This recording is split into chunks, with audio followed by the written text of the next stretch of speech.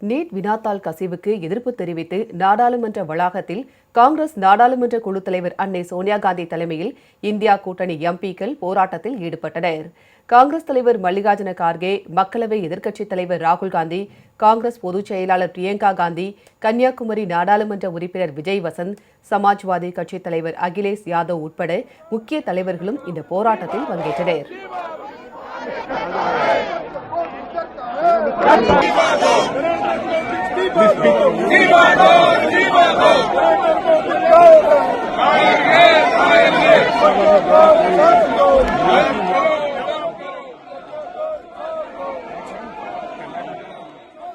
இந்நிலையில் நாடாளுமன்ற மாநிலங்களவை இன்று காலை கூடியதும் நீட் விவகாரம் தொடர்பாக இரு அவைகளிலும் விவாதம் நடத்த தயார் என நாடாளுமன்ற விவகாரத்துறை அமைச்சர் கிரண் ரிஜிஜு தெரிவித்தார்.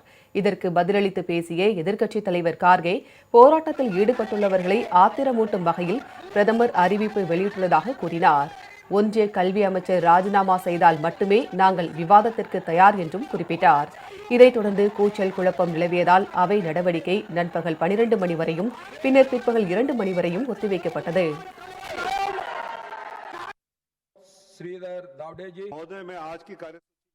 இதேபோல் மக்களவையிலும் ஒன்றிய கல்வி அமைச்சர் பதவி விலக கோரி எதிர்க்கட்சி எம்பிக்கள் முழக்கமிட்டனர். இதனால் அவை நடவடிக்கை நண்பகல் 12 மணி வரையும் பின்னர் பிற்பகல் 2 மணி வரையும் ஒத்திவைக்கப்பட்டது.